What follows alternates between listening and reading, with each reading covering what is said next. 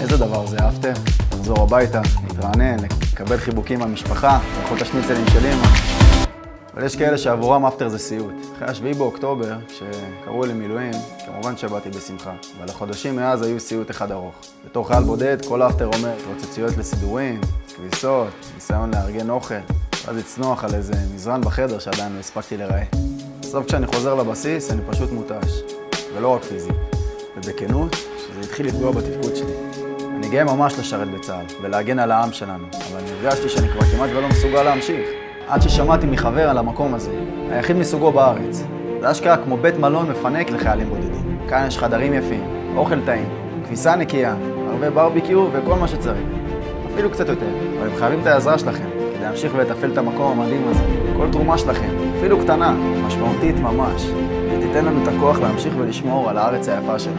תודה.